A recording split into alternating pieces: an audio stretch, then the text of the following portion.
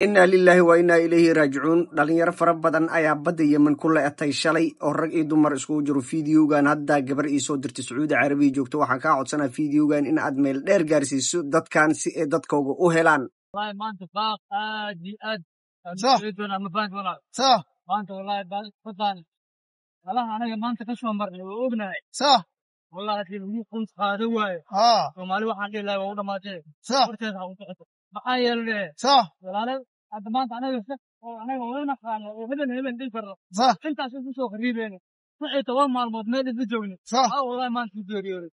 لا اله الا الله يا وعين الله يعني السلام عليكم سومالي ميل walbo joogtiin waxaan leeyahay in walbo wadankiisa hortaamisho inuu aamino waay wadankeena aamini waayna annaga waxaan aaminay wadan qurba aaminay marka 240 qof aan ahayn 240 gabdhaha isla socon wiilala isla socon oo ku dhinteen ilaahay u naxariisanta dhimatay maanta de xeebta hadinta meed yaalo u jeetiin rubaanti marka ilaahay furixiimka ilaahay u naxariisto marka waxaan dhiilaa wadankiina aamin aamishay in walbo wadankiisa aamino waaka de maanta meedkeena halkaas oo dharaaray wixii asxaabe naga maqan marka asxaabe waxaan dhiilaa in walbo wadanka wax ku dhaama male in walbana xoogiisa oo ku soo gudbi badan ninkii dabaal ka saay xeebtaas oo imaaday kii dabaal ka saynin wadaas oo ku hari saaxiibkay aan jeclahay macal mobilkayga asaga waday wadaas ku maqan yahay gabar kale oo Soomaali aydan reer afgooy ila socotay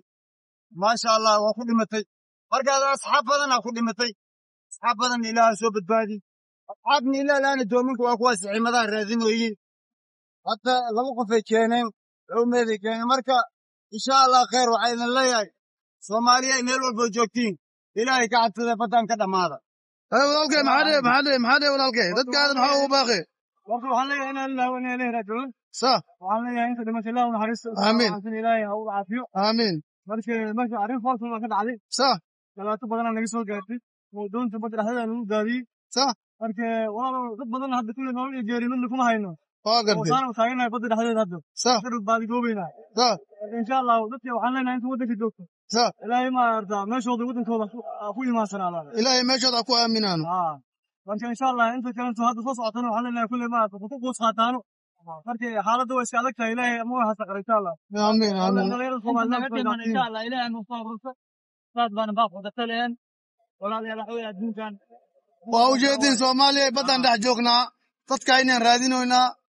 waayo maanta waa shay khiirad leh waa nin walbo Soomaali ah si aas u ficilahay oo joognaa ma fahanteen marka nin walbo Soomaali ah